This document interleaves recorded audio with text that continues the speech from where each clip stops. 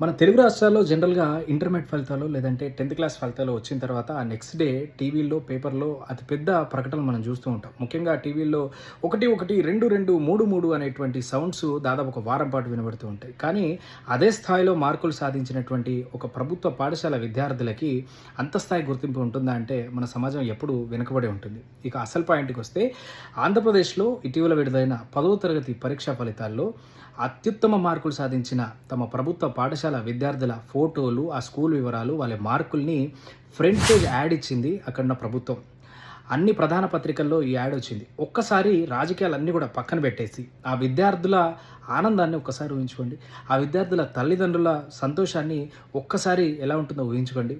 నిజానికి రాష్ట్ర ప్రభుత్వాలు ఎన్నో అధికారిక కార్యక్రమాలకు లేదంటే రాజకీయ కార్యక్రమాలకు లక్షలు, కోట్ల రూపాయల యాడ్స్ ఇస్తూ ఉంటాయి. ఇలా 10వ తరగతి విద్యార్థులో లేదంటే ఇంటర్మీడియేట్ విద్యార్థుల్లో ప్రభుత్వ పాఠశాలలో చదివి అత్యుత్తమ మార్కులు సాధించినప్పుడు వాళ్ళని ఈ విధంగా గౌరవించడం అనేది నిజంగా ఒక మంచి నిర్ణయంగా అనిపించింది. అంతేకాదు సగటు ప్రభుత్వ పాఠశాలల్లో చదువుకున్న ఒక విద్యార్థిగా ఆ యాడ్ చూడగానే నాకెంతో హ్యాపీగా అనిపించింది. మరి మీకెలా అనిపించింది?